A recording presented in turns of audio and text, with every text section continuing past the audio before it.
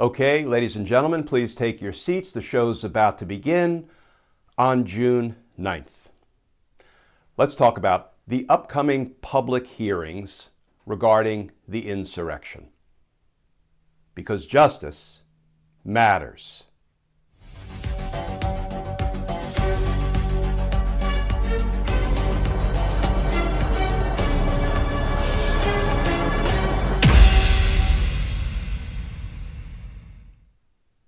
Hey all, Glenn Kirshner here.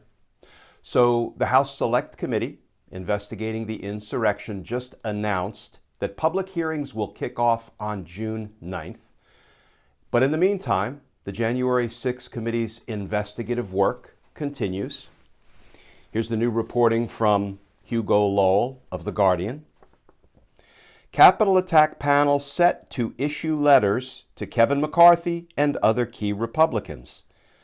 And that article begins, the House Select Committee investigating the January 6th attack on the Capitol is expected to issue letters requesting voluntary cooperation from House Minority Leader Kevin McCarthy and around a dozen other Republican members of Congress, according to two sources familiar with the matter. The panel intends to issue a letter to McCarthy, the top House Republican, and is considering further letters to Scott Perry, Jim Jordan, Marjorie Taylor Greene, Mo Brooks, Lauren Boebert, Andy Biggs, as well as some Republican senators, the source said. Congressman Benny Thompson, the chair of the Select Committee, is expected to authorize the list of Republican members of Congress caught up in the investigation, potentially as soon as this week. The letters may come either this week or next week, the source said. The Select Committee's move to seek cooperation from some of Donald Trump's fiercest defenders on Capitol Hill, and for some members like McCarthy, Jordan, and Perry, the second such request, marks a new gear for the inquiry as it reaches its final stages. So friends, maybe that long list of Republican politicians named in the article will all have a spasm of patriotism and will voluntarily appear before the J6 committee and disclose all the information they have about the crimes of Donald Trump. That's good for a chuckle, right? They're not going to cooperate. They are all preparing to become members of the cover-up club, together with the likes of Bannon, Meadows, Scavino, Navarro, and some of the others. So this now raises the same litany of questions we ask every time people with information about Donald Trump's crimes refuse to provide it to the J6 committee. 1. When all of those Republicans refuse to comply with this voluntary request for testimony, will the House Select Committee subpoena them? 2. When they blow off those subpoenas, when they violate them, when they ignore them, will Congress vote them in contempt and refer them to the Department of Justice for prosecution, for contempt of Congress? And I'm not even going to ask the question whether the J6 committee will consider using its inherent power of contempt to arrest them and compel their testimony, because I'm just tired of beating that drum.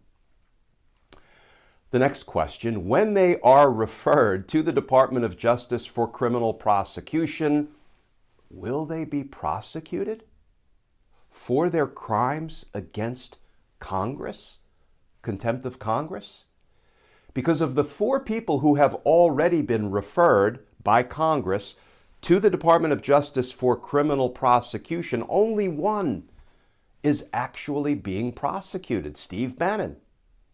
And we remain on the contempt of Congress indictment watch for the other characters, Meadows, Scavino, Navarro.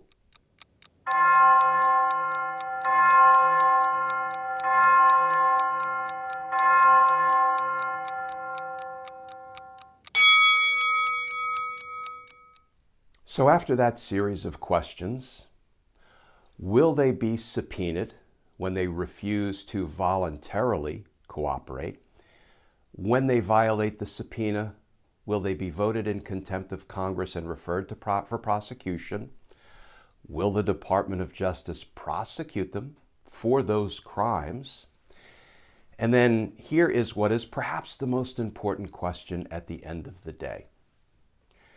Assuming that this long list of Republican allies of Donald Trump who have evidence of the crimes of Donald Trump that they are withholding, that they're covering up, will they be considered for prosecution as accessories after the fact to Donald Trump's crimes, for covering up Donald Trump's crimes, for assisting Donald Trump in getting away with the crimes he committed? Because, there's a federal law for that. And it's right smack at the front of Title 18 in the United States Code. Accessory after the fact. 18 United States Code Section 3.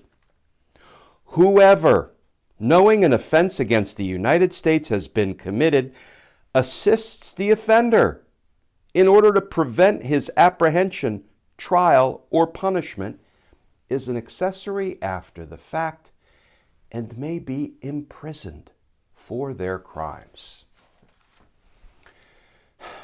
Assisting Donald Trump in getting away with his crimes is precisely what people like Bannon and Meadows and Navarro and Scavino continue to do.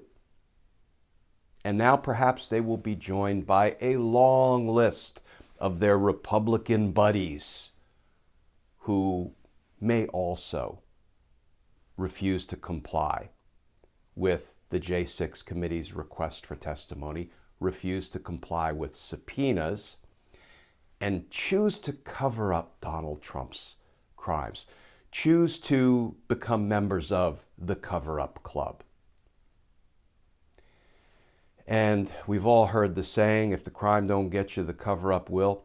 When will our institutions of justice, our institutions of government, take these crimes seriously and take these men and women to task for the crimes they're committing in order to assist Donald Trump in getting away with his crimes? Crimes that were designed to destroy our democracy. DOJ, if you're listening. Because, justice kind of matters. Friends, as always, please stay safe, please stay tuned, and I look forward to talking with you all again tomorrow.